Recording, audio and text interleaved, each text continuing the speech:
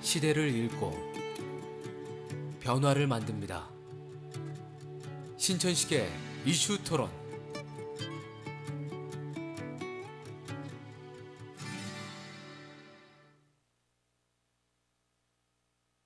이슈 토론입니다.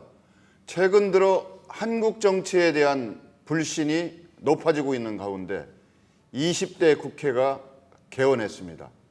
20대 국회에 거는 국민적 기대와 요구가 높아지고 있습니다만 어떻게 대응하고 어떻게 국회의 모습을 만들어 나갈지는 국회의원 각자의 몫이기도 합니다.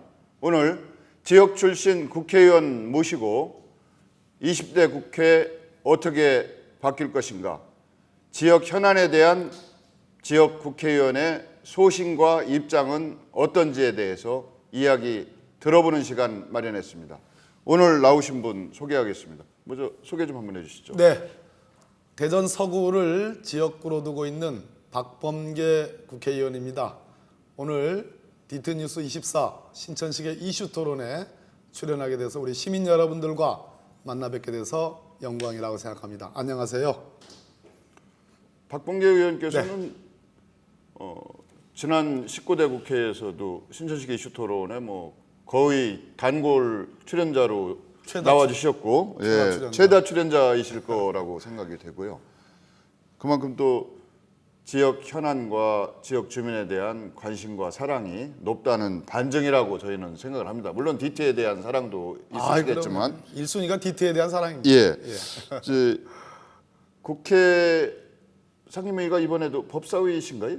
이제 19대 때는 전반기에 법사위로 갔다가 기재위 했고 이번에 다시 법사위로 복귀해서 아마도 간사를 맡게 될 것 같습니다. 예.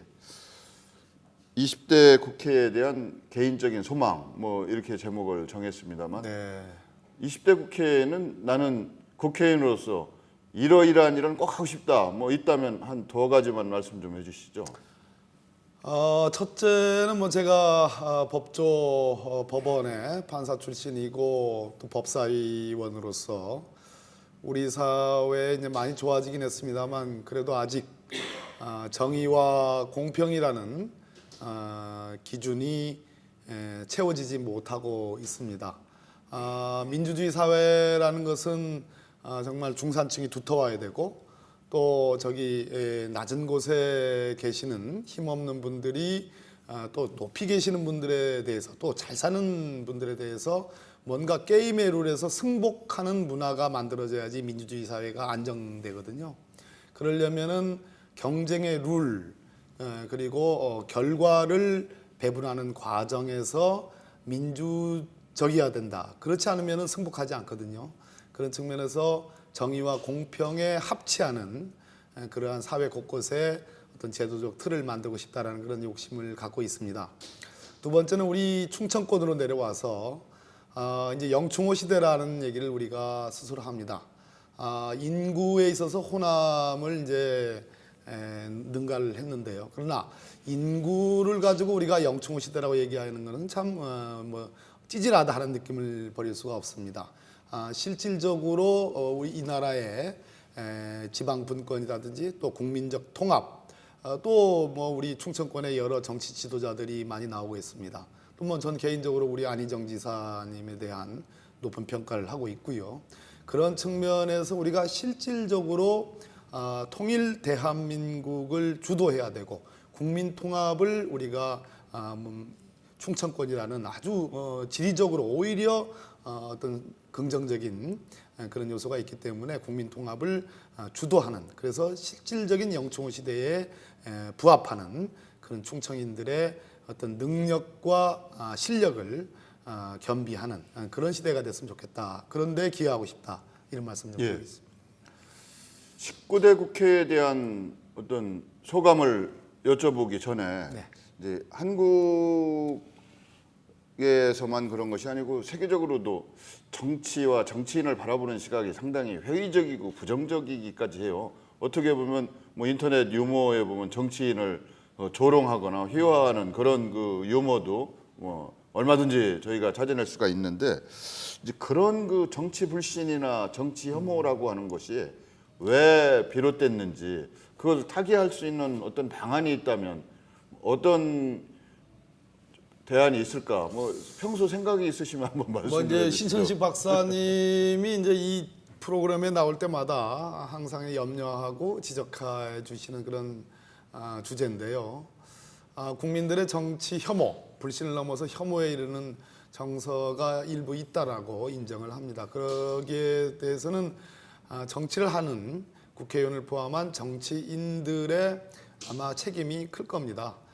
지난 19대 국회를 지켜보면서 많은 국민들이 여야 간에 협치할 부분이 있는데 법안 통과나 여러 가지 예산상의 문제라든지 기타 어떤 뭐 전체적인 자원의 배분에 있어서 여야 간에 너무 정쟁을 일삼았지 않았냐라는 그런 비난의 목소리가 있다는 것도 알고 있습니다.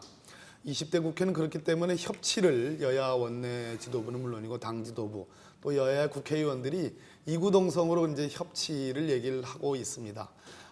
그러나 여기서 저는 우리 국민 여러분들께 호소를 드리고 싶은 점이 있습니다. 일종의 뭐 국회의원을 상대로 이제 무노동, 무임금 뭐 이런 얘기를 하고 있습니다만은 저는 다른 의원님들도 마찬가지라고 생각합니다. 저는 국회가 개원되기 전 4월 13일에 국회 이번에 4.13 총선에 당선된 그 다음 날부터 지금까지 오히려 국회 개원 전보다 국회 개원 때보다 더 바쁜 나날을 보내고 있습니다. 하루에도 뭐 두세 번씩 대전을 왔다 갔다 하고요. 그런 측면에서 무노동 무임금이라는 그런 어떤 세간의 불신을 좀 거두어 주십사 하는 말씀드리고 또 하나는 정치의 불신과 정치 혐오가 비판을 넘어서게 돼서 우리 국민들이 주권자인 우리 국민들이 정치에 대한 참여 그리고 그것이 뭐 선거를 통해서도 나타나기도 하지만 여러 정치적 견해의 의사 표현으로 이제 나타나는데 그것을 만약 하시지 않게 된다면 정치야말로 유한한 자원, 한정된 자원을 가장 효율적으로 배분하는 가장 능동적인 영역이거든요.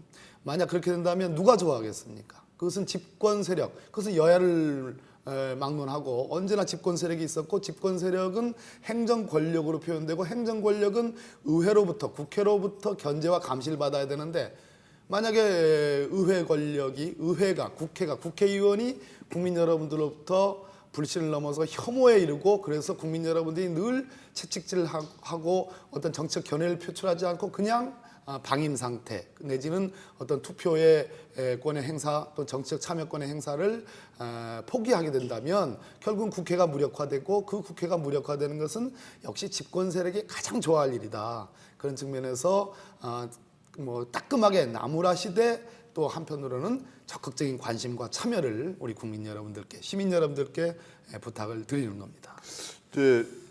저희가 의회 권력 지금 말씀하셨는데 삼권 분립이 이번 그 20대 국회에서는 제대로 좀 실현이 돼서 여소야대 전국이라고도 합니다만은 집권당에서 국회의장에 나온 게 아니지 않습니까? 그렇습니다. 이제 더불어민주에서 출신의 의장에 나오셨죠. 정세균 의장께서 되셨죠. 그러면 이제 꼭 권력이라고 표현 안 해도 제대로 된 삼권 분립에 거는 국민적 기대가 또 높아질 수 있다고 생각이 돼서 좋으신 말씀입니다. 그런 그 골격을 갖추고 틀을 만드는데 또 법사위의 역할이 크다고 생각이 되거든요. 근데 19대에서도 그렇고 법사위원장의 역할이 무슨 상원의장이다 뭐 이런 얘기도 있고 그랬어요. 그 법사위가 갖고 있는 어떤 권한 때문에 그런 얘기가 나오게 된 건가요? 실질적으로 뭐 상원이라는 표현만 없을 뿐이지 제도적으로는 상원의 역할을 하고 있습니다. 그러니까 영어로 얘기하면 이제 게이트키퍼 마지막 관문 모든 법안이 최종적으로 하나도 예외 없이 다 법사위를 거쳐야 되게 돼 있죠. 그런데 이제 과거 선진화법이라는 국회법상의 선진화 조항이 없을 때는 뭐 법사위는 그냥 18개 상임위원회 중에 n분의 1에 불과했는데 지금은 선진화법이 있고 선진화법은 여든 야든 지금은 더군다나 3당 체제이기 때문에 어느 한 정파가 어느 한 당이 특정한 법안에 대해서 반대를 하게 되면 국회 의석의 5분의 3 이상의 동의를 받아야지 이것이 이제 상정이 되는 그런 선진화 조항이 있습니다. 그런 선진화법이 만들어져서 결국은 모든 법안들이 법사위로 법사위로 와야 되고 법사위에서 여야 간의 협상을 통해서 합의가 돼야지 통과가 되거든요. 합의가 안 되면 아까 말씀드린 대로 선진화 조항에서 5분의 3. 근데 새누리당은 지금 과반수가 못 될 뿐더러 저희 더불어민주당도 과반수가 못 되고 국민의당은 뭐 말할 것도 없고요. 또 국민의당과 저희 더불어민주당이 합쳐도 5분의 3이 안 되는 겁니다. 그러니까 어느 한 당이 반대를 하게 되면 통과가 안 되는 거죠. 일방적으로 통과할 수 없는 거죠. 그래서 결국은 최종 간문인 법사위에서 여야 간의 합의가 되는 법만 통과가 돼 있으니까 법사위의 법사위원장과 여야 간사가 대단히 중요한 그 기능과 역할을 갖고 있다 이런 말씀을 드리게 됩니다. 그 19대 국회에서도 법사위 소속이셨지만 이번에는 원에서 법사위를 네. 택하신 거죠? 물론입니다. 그리고 이제 간사를 또 맡게 되실 것 같다고 그러는데 예. 이제 발표는 아직 안 돼 있지만 아마, 내부적으로 의견 조율이 된 모양이죠. 그러고 있습니다. 이제 그런 이유 때문에 법사위로 선택했고 이제 또 간사라는 막중한 역할. 예. 간사의 역할이 어떤 역할입니까? 일단 간사는 이제 법사위 안에 모든 상임위원회는 소위원회를 두고 있습니다. 이제 그 효율적인 그 논의 구조를 위해서 법사위에는 1소위, 2소위, 3소위, 4소위까지 이렇게 있는데요. 3, 4소위는 별로 이제 큰 3소위는 예산 결산 소위라고 그래가지고 뭐 큰 예산을 다루는 건 아니기 때문에 그건 조금 비중이 떨어지고 1소위와 2소위 소위원회로서는 2개의 소위원회를 갖고 있습니다. 대개의 상임위원회들은 소위원회를 법안 소위와 관련해서 하나의 소위원회를 갖고 있는데 법사위는 법안 소위가 2개입니다. 왜냐하면 모든 법안이 다 오기 때문에. 그래서 1소위는 고유법이라고 그래가지고 법원, 검찰, 감사원, 헌법재판소, 법제처 등의 관련 법안의 고유 업무를 다루는 그 소위고 2소위는 이 지금 말씀드린 그 고유법 외의 모든 뭐 외통이라든지 기재위라든지 뭐 국토위라든지 문방위라든지 뭐 등등의 또 교문이라든지 모든 환경노동이라든지 모든 법안이 다 이 일이 들어오거든요. 근데 이 1소위와 2소위의 의원들을 어떻게 배치할 것인가를 간사가 갖고 있고 아까 말씀드렸듯이 어떤 법안을 언제 올려서 협상할 것이냐라는 그러한 그 순서를 정하고 협상하는 권한이 간사에게 있기 때문에 뭐 대단히 중요합니다. 이제 뭐 그런 그 역할에 대한 충분한 이해를 하고 계시니까 또 결과에 대해서도 또 당연히 책임을 공유하셔야 되고. 예, 무서운 말씀입니다. 책임을 책임을 져라. 저희 원래 국회의원이 국가기관이기도 하지만 지역 대표의 이중적인 성격이 있지 않습니까? 맞습니다. 뭐 지역 주민들, 선거구 구민들도 당연히 지켜보고 있을 거라고 생각이 됩니다. 뭐 잘할 때는 박수를 당연히 보내드려야 되고 뭔가 미흡하면 또 질책도 있을 거라고 생각이 되고. 당연하죠. 이제 지역에 기반을 둔 지역 대표인 국회의원 박범계에게 한두 마디 여쭤보겠습니다. 이제 대전의 주요 현안과 과제 뭐 이러면 너무 좀 포괄적이고 광범위하기도 합니다만은 대전이 지금 인구가 빠져나가고 있어요. 그건 알고 계시죠? 그러면 인구 유출에 대해서 어떤 분들은 위기다. 위기를 어떻게 타개할 것이냐. 또 중장기적으로 본다고 하면 이것은 우리가 치러야 될 어떤 대안이 있다고 하면 더 큰 비전을 실현할 수 있는 호기가 될 수도 있다. 뭐 이렇게 말씀을 하고 계신데 대전의 현재 모습을 위기로 보고 계세요? 기회로 보고 계시나요? 저는 장기적으로는 기회로 보고 있습니다. 지금 이제 우리가 세종시 참 원한 사수와 건설을 위해서 우리 충청인들이 참 대동단결해서 통과를 시켰습니다. 이명박 대통령 시절에 이명박 대통령이 소위 이제 세종시 수정안을 들고 나왔고 또 뭐 현직 대통령이신 박근혜 대통령이 원안 쪽에 손을 들어주면서 이제 저희들이 충청인들과 함께 지켜냈는데요.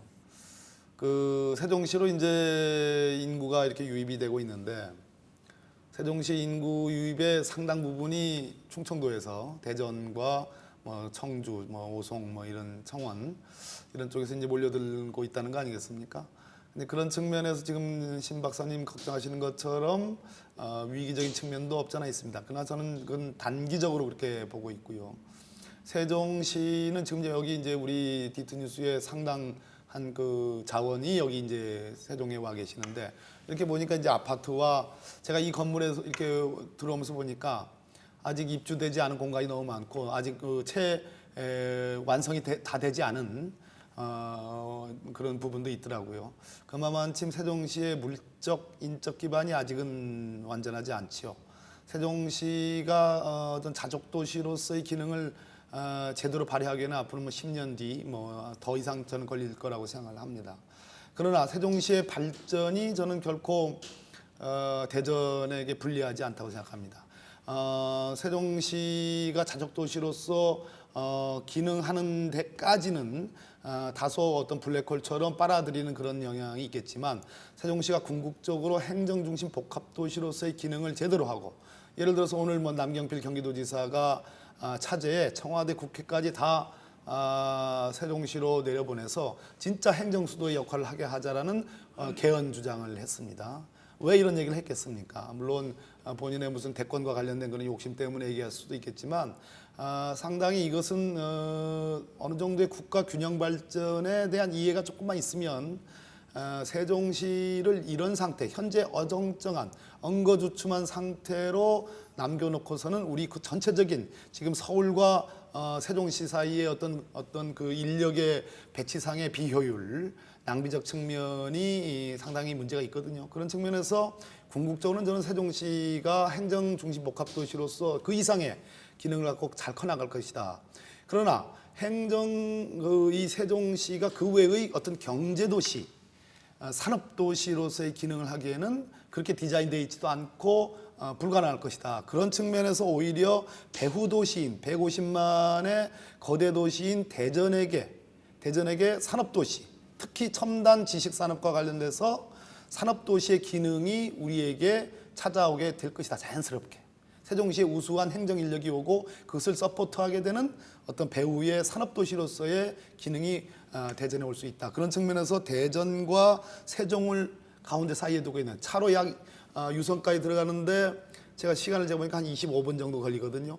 25분 정도 걸리는 이 공간에 대전의 대덕연구단지, 대덕특구도 있으니까 첨단 산업을 집적화하는 그러한 어떤 그 산업단지를 만들게 된다면 그러면 정말 누이 좋고 매부 좋고 그런 측면에서 대전과 세종을 잇는 일종의 메갈로폴리스를 대전의 어떤 신성장 어떤 전략으로서 우리는 채택할 필요가 있다. 그래서 위기가 아니다. 저는 그렇게 생각합니다. 예. 뭐 얼마 전에도 그 메갈로폴리스 광역도시권에 대해서는 신천시계 이슈 토론에서도 그랬습니다. 토론을 최초로 했었습니다. 예. 제가 여기 와서 새로운 얘기 많이 합니다. 그러시구나. 이제 대전의 주요 현안과 과제 뭐 이렇게 말씀을 드린다고 하면 대전에만 국한된 문제일 수도 있습니다만 이제 충청권이 이제 국토의 중심에서 한국의 중심으로 발돋움하기 위해서 네. 아까 영충의 시대에 어떻게 해야 된다, 뭐 비전과 명분이 있어야 된다, 뭐 통일의 주역이 된다 이런 말씀도 하셨습니다만 단순히 인구만 가지고 그 중심이 돼야 된다고 하는 것은 조금 부족하다 이런 말씀하시지 않습니까? 그래서 대전의 주요 현안, 주요 과제라고 하면 어떤 것을 꼽을 수 있는지 우리 박 의원님 개인적으로 한번 열거를 해주신다면. 현안 이전에 저는 우리 대전 시민들 또 넓혀보면 우리 충남 도민들, 충북 도민들에게 이제 당부랄까 또 저 자신 스스로의 어떤 의지, 결연한 의지 같은 측면을 말씀드리고 싶은데요.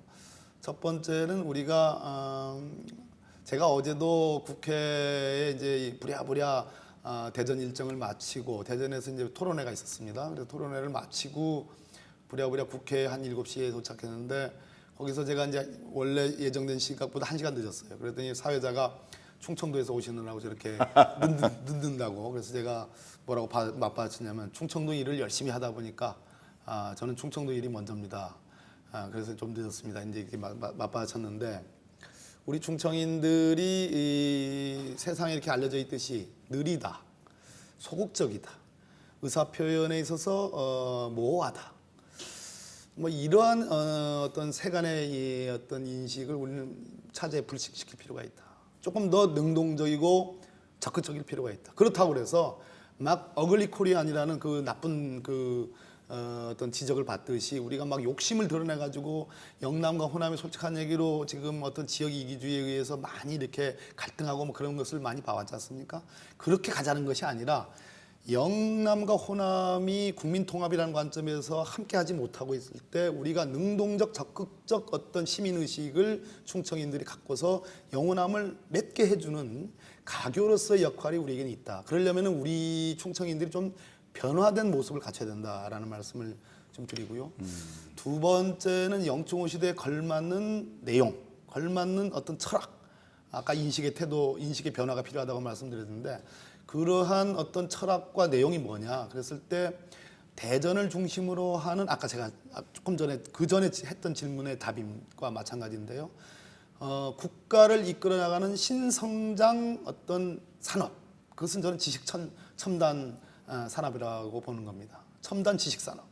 마침 대덕 특구 대덕 연구단지가 있고 과학 비즈니스 벨트가 그것도 역시 우리가 싸워서 지금 지켜낸 거 아니겠습니까? 지금 요즘에 좀 소강 상태입니다만은 그것 그래서 브레인 대전 정말 세계적인 두뇌가 대전에 몰려들고 거기서 청년들이 창업하고 미국의 실리콘밸리와 같은 대전판 실리콘밸리를 우리가 아까 대전과 세종 사이에 만들고 그래서 한국에서 첨단 지식 산업하면 대전과 그 일대의 오송과 세종 일대의 이 중부 지역이다라는 것을 우리가 장기적 성장 전략으로 만들어가면 정말 대한민국의 영충호 시대를 이끄는 그런 시대가 저는 곧 도래할 것이다 이런 생각을 가져봅니다.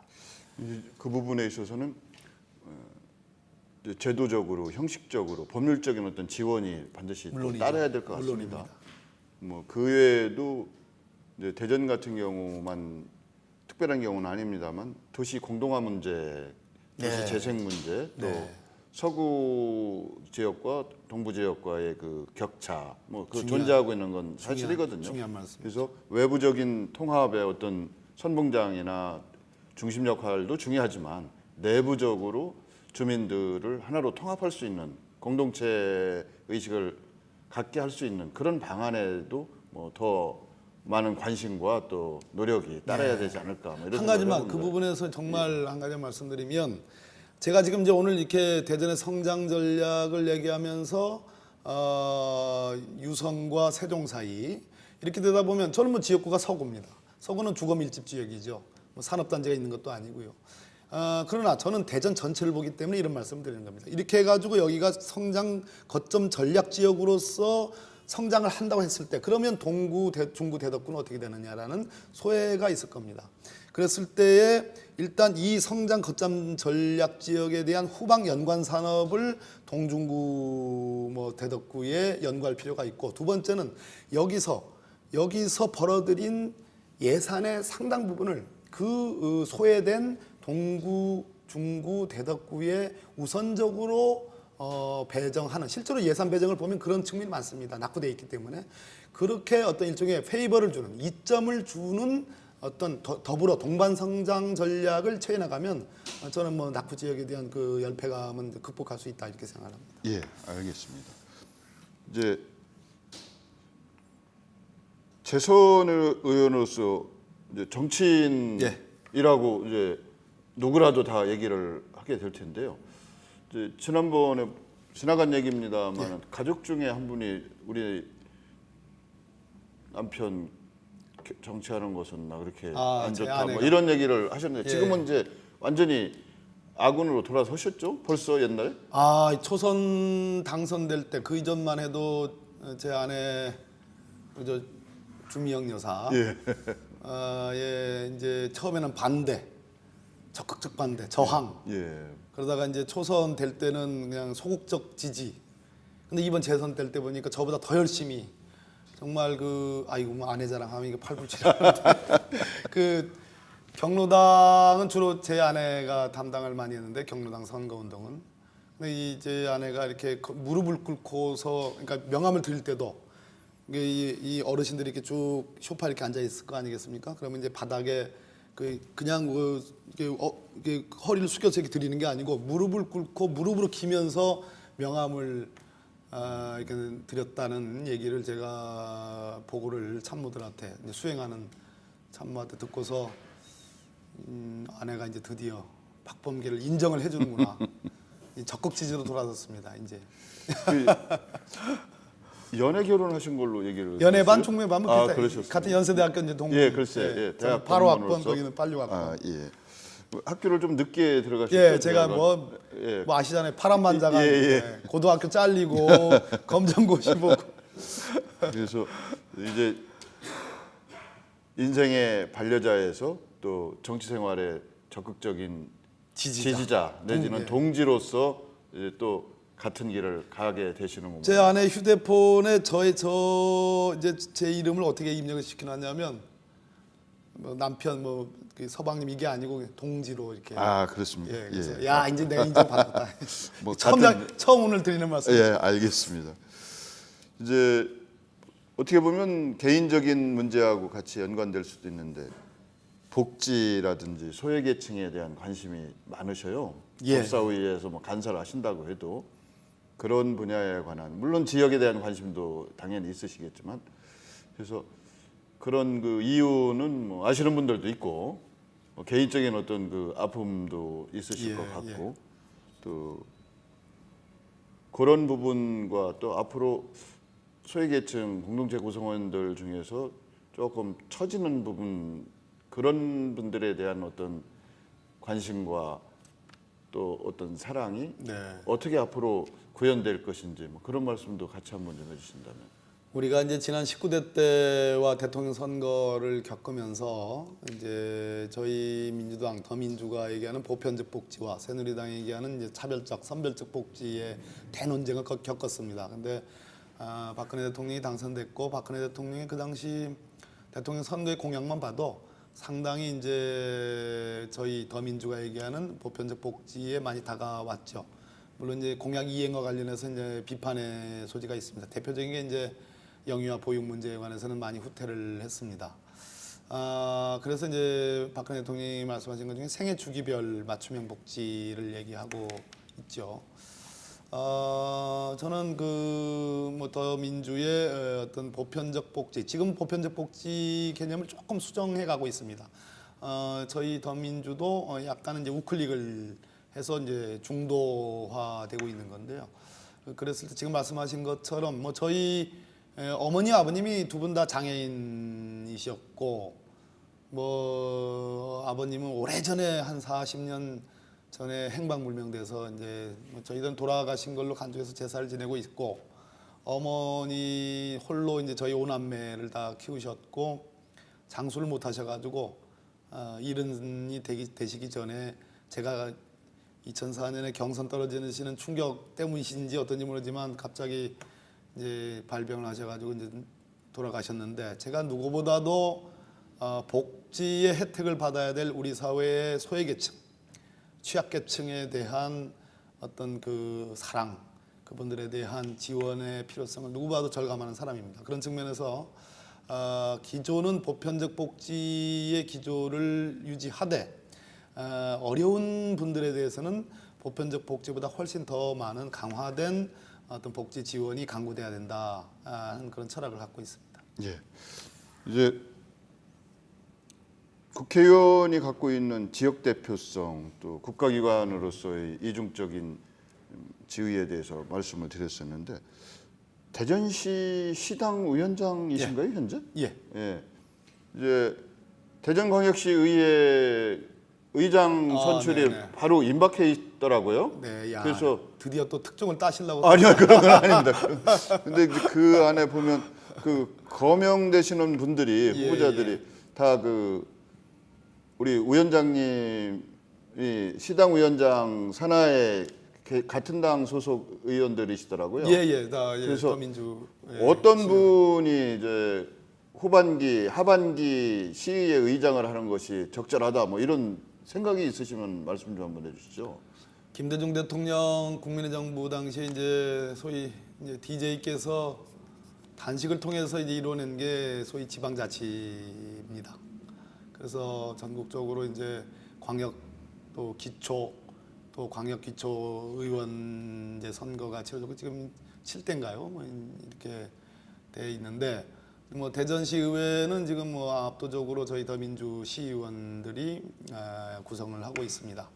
1기 원구성을 했고 지금 2기 원구성에 관해서 여러 가지 논란이 있는데 저는 어떠한 경우에도 그 야합을 해서는 안 된다라는 원칙을 갖고 있습니다. 야합이라는 게 뭐냐 하면 원구성을 위해서 저희 당의 의원총회를 통해서 우리 당 시의원들이 의원총회를 통해서 어떤 그 이성적인 어떤 그 결론을 만들어내고 그 다음에 그걸 가지고 새누리당과 협상을 해야 되지 그렇지 않고 이것을 생략한 채 새누리당 의원들과 이런 어떤 뭐 야합을 통해서 원구성을 꾀한다 이것은 결코 용납할 수가 없다 이런 말씀드리고요.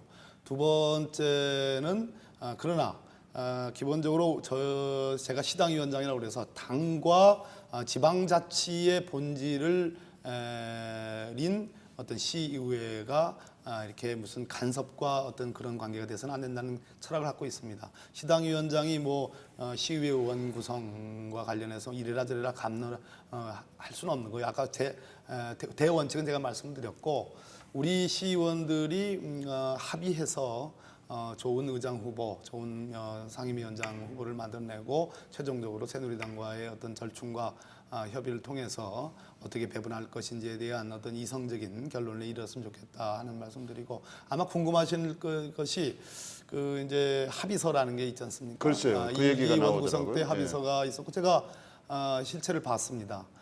그런 합의서를 서명하고 날인을 한 합의서가 있는 이상은 그 합의서의 기본 정신과 원칙이 저는 지켜져야 된다 하는 그런 원론적인 생각을 갖고 있습니다. 아마 우리 시의원들이 무난하게 원구성을 이뤄낼 것으로 그렇게 기대하고 있습니다. 또 어떻게 보면 이게 하나의 관행으로 굳어지고 있는 것 같은데 의장을 한 분은 다음번 선거에 출마하지 않는다. 이런 것이 그 적절한 관행이라고 바람직한 관행이라고 하는 생각에는 어떻게 동의하시나요? 뭐 대체로 이제 의장은 뭐 국회의장도 그렇고 시의회 의장도 그렇고 또 기초의회 의장도 그렇고 대체로 그 의회의 그 분기의 수장입니다.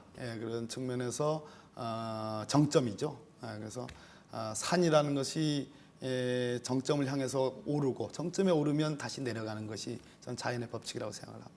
근데 이제 되게 시의회 자꾸 이걸 말씀드려 죄송한데 그분들이 의장을 할 경우 재선 정도를 하시고 그 나이로도 또 한참 활동하실 때거든요. 그때가 50대나 뭐 40대 후반이나 그분들이 또 죄송한 표현이지만 지방 정치를 했다고 해서 중앙 정치 부대로 진입할 수 있는 그런 장벽이 보이지 않는 장벽이 사실상 존재하고 있는 것 같아요. 뭐 여러 가지 이유가 노력해야죠. 예, 그래서 이제 그런 부분에 있어서는 지금 이제 말씀을 해주신 걸로 그러면 대신 할까요? 예, 뭐 더 하실 그러시죠. 말씀이 있으면 알겠습니다. 너무 말씀이 많으면 알겠습니다. 간섭이 되는 거니까. 알겠습니다. 이제 사실은 대전시장도 더불어민주당 소속 아닙니까? 또 어려운 질문 하시려고 하고 계시는구나. 그래서 이제 선거법 재판 조속 판결을 어찌됐든 기대하는 여론이 높아지고 있어요. 오래 끌다 보니까. 그래서 이 문제에 대해서는 법사위 간사로서 어떤 생각을 갖고 계시며 또 지역 출신 국회의원으로서는 또 어떤 생각을 갖고 계신지 말씀을 좀 부탁드립니다. 이제 그래서 더 어렵습니다. 제가 법사위원만 아니면 또 판사 출신만 아니면 또 법사위 간사가 내정되어 있는데 이 권선택 대전시장님의 이제 지금 대법원 재판 내일이 아마 공개 변론이라고 공개 하는 것 변론이 같아요. 있는 것으로 전원 합의체 하는데 이제 제가 뭐 왈가왈부하기는 좀 그렇고요. 다만 제가 한 작년 중후반기에 대법원에 이 사건이 1심, 2심 다 유죄가 나와서 이 대법원에 갔을 때 제가 어느 언론과 인터뷰에서 예측을 그렇게 했습니다. 이 사건은 대법원 소부에 배당이 됐지만 궁극적으로는 전원 합의체로 갈 것이다라고 예상을 했습니다. 아니나 다를까 전원 합의체로 지금 가 있고 지금 공개 변론은 아주 이례적인데 뭐 자주 하진 않습니다. 요즘 좀 많이 빈도수가 늘어나긴 했습니다만 공개 변론을 한다는 것은 대법원이 우리 권선택 시장님의 케이스를 일종의 어떤 판례를 남길 수 있는 케이스로 보고 있고 판례를 남길 수 있는 케이스라고 본다면 내용적으로 들어가서 과연 지금 사전 선거 운동으로 포럼을 그렇게 이제 지금 되어 있고 또 하나는 사조직 선거 유사조직으로 유사기구로 이제 그렇게 보고 있는데 이에 대한 판례를 남길 것이다. 제가 누누이 말씀드렸습니다만은 많은 정치인들, 많은 국회의원들이 여러 포럼들을 갖고 있습니다. 그랬을 때에 그 포럼과 권선택 시장님이 참여했던 그 포럼은 뭐가 다른 것이냐 이런 측면에서 의문점을 제가 쭉 제기를 해봤거든요. 그런 측면에서 저는 조심스럽게 1심과 2심의 뭐 결론은 차치하더라도 뭐 주문 결론은 차치하더라도 이유 구성 1심, 2심이 유죄했지만 그 이유를 구성하는 그 이유 구성에 관해서는 저는 변화가 있을 것으로 그렇게 예측은 해봅니다. 뭐 특별한 무슨 팩트가 있어서 지금 말씀드린 건 아니고요. 뭐 사실은 뭐 어떤 내용을 저희가 기대하고 말씀드린 건 아니고요. 그러시죠. 어떤 식이 됐든 조속한 맞습니다. 판결이 나와야 되는 거 아니냐. 참 안타까운 이런 것이 물론 이제 본인한테도 여러 가지 어려움이 있겠지만 대전시나 대전 시민들의 입장에서 그렇습니다. 보면 이게 정말 어려운 시점이거든요. 아까 위기다, 기회다 이런 것도 리더십이 부재될 경우 발휘하기는 참 어려운 거 아니겠습니까? 그렇습니다. 예. 그런 취지에서 걱정하시는 분들이 있으시다. 현실적으로 말씀을 저도 드린 조속히 겁니다. 우리 대전시정의 수장이 예. 안정적인 리더십을 회복하기를 진심으로 예, 기대하고 알겠습니다. 있습니다. 이제 초선에서 재선 의원이 되셨는데 네. 재선 의원이 되면 국회는 철저하게 다선 위주로 모든 운영부터 진행이 된다고 그러더라고요. 그러면 초선하고 재선 의원의 차이가 뭐가 있습니까? 아까도 말씀드렸듯이 이제 재선 의원들 중심으로 각 상임위원회 간사진이 구성이 됩니다. 이제 실질적으로 일을 가장 많이 하는 벨트거든요. 국회는 상임위원회와 본회의로 크게 이렇게 큰 골격이 꾸려져 나가죠. 그래서 앞으로는 아마 상임위 활성화가 더 강화될 겁니다. 그래서 상임위에 상임위원장이 계시지만 상임위원장은 여야를 다 포용하는 중재자 내지는 어떤 진행자로서의 역할이라면 말 그대로 이 대치된 전선에서 여당 간사와 야당 간사라는 정말 상극의 두 간사가 어쨌든 하모니를 조화를 이루어서 결과를 도출해내야 되는 그러니까 전장에서 칼과 창을 들고 붙었지만 궁극적으로는 칼과 창을 다 내려놓고 어쩌면 얼굴을 부벼야 될지도 모르는 그러한 어떤 드라마틱한 어떤 조화의 결과를 내야 되는 모순적이지만 그러한 역할들을 재선의 간사들이 주로 하기 때문에 아마 어떤 국회의 꽃이라고 할까? 저는 그렇게 생각을 하고 있습니다. 꽃 중에 꽃. 법사위 간사를 맡으셨다니까 더 활력의 기대를 해야 되겠는데요. 전장 속에 핀 꽃. 예, 알겠습니다. 이제 아까 저도 이제 오랜만에 뵀는데 얼굴이 상당히 피곤해 보이시더라고요. 지금은 많이 이제 좋아지신 것 같은데. 신 박사님 보니까 좀 피로가 풀렸습니다. 그렇습니까? 그래서 하루 일과가 대충 평균치로 어떻고 서울을 다니실 때는 주로 KTX 교통편은 KTX를 활용하시나요? 예. 제가 지금 저희 당에서 TF를 두 개를 맡고 있는데요. 하나는 뭐 어버이연합 TF 간사를 맡고 있는데 오늘 그러지 않아도 오후 2시에 지금 대검찰청을 방문할 예정입니다. 또 민주주의 회복 TF 팀장을 또 맡고 있거든요. 거기다 이제 법사위 간사가 내정돼 있으니까 몸이 뭐 몇 개라도 지금 감당하기 어려운 지금 상황이고 거기다가 제 또 어제는 그 대전 서구에서 우리 대전은 주로 이제 아파트 밀집 지역 아니겠습니까? 그래서 아파트 유지 관리에 국가가 지원할 수 있는 방안이 뭘까와 관련된 법안을 지금 준비 중인데 그 토론회를 어제 또 2시간에 걸쳐서 했거든요. 또 그리고 지역도 살펴야 되고 또 대전 시당위원장도 하니까 또 그런 시당 일도 꾸려야 되고 그래서 참 바쁜 하루하루를 보내고 있습니다. 예. 하루에 한 5시간 채 못 자는 것 같아요. 아, 그러세요? 예. 예.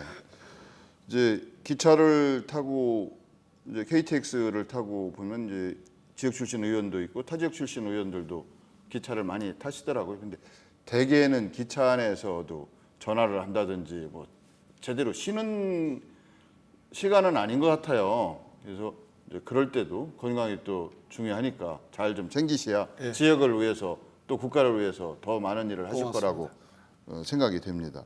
이제 지금 본격적으로 비슷한 질문이 될 수도 있는데 여소야대 전국의 도래와 국회 다수당의 역할 뭐 이걸 이제 말씀을 좀 드리고 그 가운데서 핵심적인 법사위 간사로서 어떤 그 포부와 그 소신이 있으신지 한번 말씀을 해주신다면. 이제 정세균 의원님이 이제 국회의장이 되시면서 탈당을 했죠. 그래서 무소속으로 남아 계시는데 그렇게 됨으로써 이제 새누리당과 저희 더민주가 122석 동률이 됐는데 득표율로는 새누리당이 앞서기 때문에 뭐 공식적으로는 새누리당이 일당이라는 그렇게 표방을 하고 있습니다. 그러나 야당의 의석수를 합치면 이제 과반수가 넘게 되죠. 저는 1차적으로는 국민의당과의 여러 부분에 있어서 특히 권력기관 개혁 그리고 문제되는 현안들이 있습니다. 지금 어버이연합 또 가습기 사태 또 뭐 여러 가지 법조 비리가 터져 나오고 있고 또 뭐 세월호 특별법의 문제 등 이런 등등해서 국민의당과의 공조 연대가 저는 굉장히 중요하다고 보고 있고요. 그러나 그렇다고 해서 국민의당과 공조한다고 해서 일방적으로 뭐 새누리당을 무시하고 갈서는 안 된다고 생각합니다. 새누리당 뭐 오늘 저 주요 기사 중에 하나인데 새누리당의 법사위원장이나 간사나 또 더민주의 뭐 법사위에 배치된 간사나 의원들이 정말 양당에 내놓으라는 저격수들을 배치해가지고 볼만할 것이다. 이제 이렇게 싸움을 좀 부추기는 거죠. 그런 기사가 나왔는데 또 뭐 새누리당 간사는 뭐 길목을 잘 지키겠다 이렇게 좀 수비형으로 이렇게 말씀을 하시더라고요. 그래서 저는 그렇다고 제가 공격형으로 말씀드리고 싶지 않고 저는 아무튼 국민의 바람대로 협치도 하고 혁신도 하고 개혁도 하고 동시에 새누리당이 집권당으로서의 또 면모도 또 챙겨주고 하는 그러한 어떤 포용적 어떤 좀 어른스러운 그러한 간사의 꿈을 갖고 있지만 뜻대로 될지 모르겠습니다. 전장 속에 핀 꽃이 되고 싶습니다. 예. 이제 뭐 시간이 거의 다 된 것 같아서 마지막 질문을 예. 하나 드리겠습니다. 아까 처음 시작할 때 정치 불신, 정치 혐오 뭐 이런 얘기까지 하고 예. 이제 최근 들어서는 냉소주의라고 할까요? 그래서 참여를 안 하는 겁니다. 선거도 어떻게 보면 그게 참여인데 민주주의 위기입니다. 예. 그 어떻게 보면 저희가 명분과 당위성을 강조해서 할 수 있는 것이 아니라 뭔가 좀 가슴을 울리진 못하더라도 적어도 그분들의 손을 잡아줄 수 있는 따뜻한 정치라도 실현이 돼야 된다고 생각을 하는데 이제 정치에 입문하시게 된 계기와 정치를 통해서 이룩하고자 하는 어떤 목표가 있다면 한 말씀 좀 해주시죠. 제가 정치를 하게 된 계기는 뭐 순재인 서거하신 고 노무현 대통령 때문입니다. 제가 4호 연수원 다니면서 저희 연수지에서 인터뷰를 했고 그 뒤로 노무현이라는 대정치가를 제가 존경을 하게 됐고 판사 시절에 그분이 대통령 후보로서 여러 가지 어려운 곤경에 처했을 때 제가 법복을 벗고 그분을 도와드리러 갔고 청와대에서 비서관을 하고 이제 그러면서 정치를 하게 됐고요. 제가 꿈꾸는 정치는 뭐 어떤 자리를 탐내는 것이 아니라 적어도 원칙과 상식 그리고 정의와 공평이 우리 사회에서 어느 정도 정착이 되는 그래서 소외된 사람 또 사회적 약자들이 승복할 수 있는 그런 룰이 정착이 되는 그런 사회 만들고 싶다. 그래야지 우리 이 대한민국 사회가 저는 더 발전할 수 있다. 이제는 동서 간의 어떤 지역 감정의 고를 넘어서 세대 간의 골, 더 나아가서 이념적 골이 너무 심해졌습니다. 특히 이념적 골이 너무 심해졌습니다. 지금 어버이연합 같은 그러한 이분들 어버이라는 좋은 말을 갖다 썼는데 제 더불어민주당의 국회의원으로 볼 때는 너무 일방적이었다.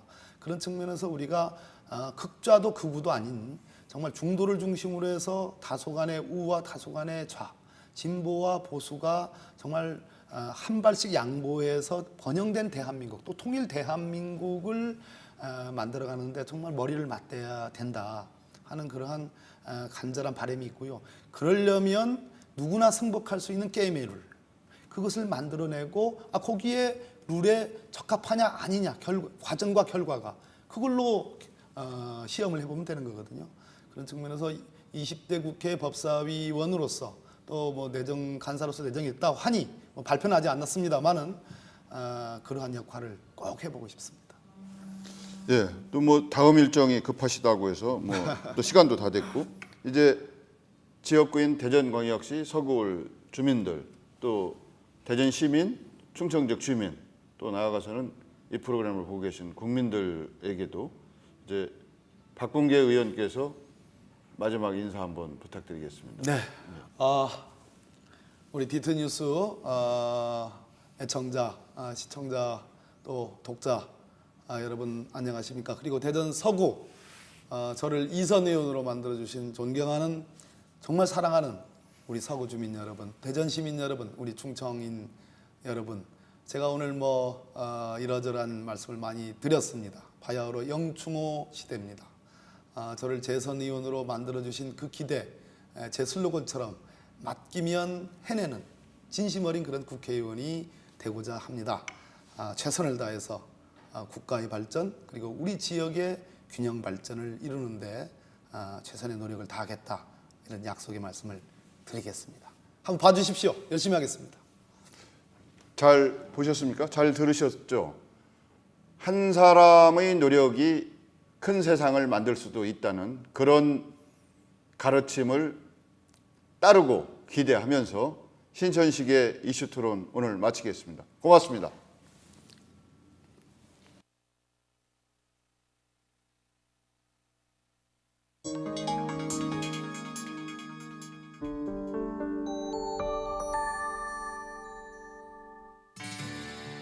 시대를 읽고 변화를 만듭니다. 신천식의 이슈 토론.